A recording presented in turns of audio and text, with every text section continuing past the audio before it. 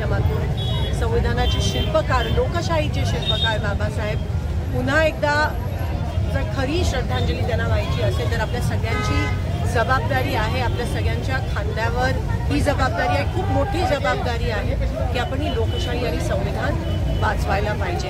जेव्हा सत्ताधारी जे आहेत ते त्यांचे विचार बाबासाहेबांच्या विरोधात आहे, जेव्हा त्यांचे गृहमंत्री म्हणतात संविधान संविधान संविधान ये फॅशन बन गया है, म्हणजे एवढ्या अशा पद्धतीत ते संविधान आणि बाबासाहेबांचा तिरस्कार जर करत असतील तर आज काँग्रेस पक्षावर आणि बाबासाहेबांच्या लोकशाही आणि संविधानावर विश्वास ठेवणाऱ्या प्रत्येक देशातल्या व्यक्तीची जबाबदारी आहे की आपण ही लोकशाहीची चळवळ, लोकशाहीची चा जो दीप आहे तो जिवंत ठेवला पाहिजे, अखंड ठेवला पाहिजे।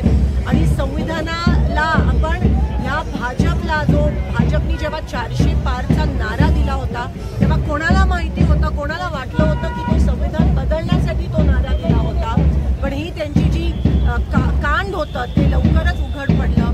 पण जोपर्यंत काँग्रेस आहे, जोपर्यंत ह्या देशातला प्रत्येक माणूस जो बाबासाहेबांवर विश्वास ठेवतो, बाबासाहेबांना मानतो, संविधानावर विश्वास ठेवतो, जोपर्यंत तो विचार जिवंत आहे तोपर्यंत आम्ही संविधानाला हात काय बोट पण लावू देणार नाही, हा दृढ संकल्प आज आम्ही या ठिकाणी घेतोय। बाबासाहेब हे सगळ्यांसाठी होते, फक्त आपल्या देशात नाही, हे जगासाठी होते।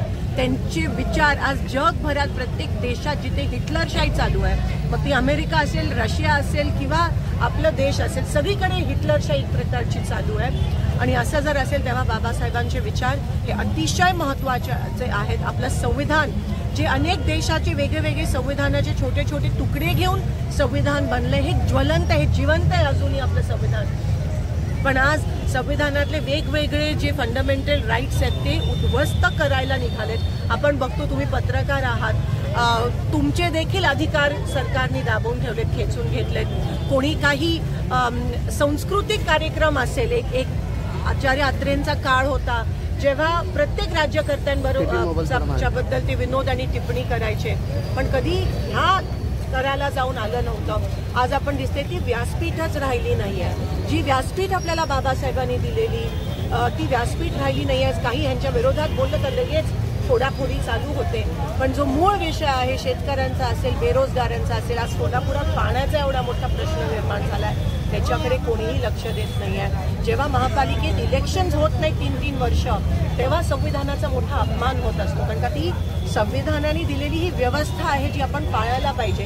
पण हे सरकार, मग ते केंद्र सरकार असो, राज्य सरकार असो, हे संविधानाला मानत नाही, ते संविधानामध्ये दिलेले जे काही अधिकार आहेत ते लोकांकडून हिसकावून घेत आहे आणि हळूहळू आपला देश हिटलरशाहीकडे वळवण्याचा प्रयत्न करतायत, पण आम्ही होऊ देणार नाही।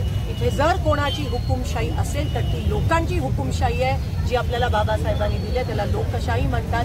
आणि संविधान हे सर्वश्रेष्ठ आमचं आहे, ज्याचं आम्ही रोज वंदन करतो, ज्याचं पूजन करतो, आणि त्या संविधानाला आणि त्या बाबासाहेबांना आज मी सलाम करते आणि जयंतीनिमित्त सगळ्यांना शुभेच्छा। लोकशाही समोर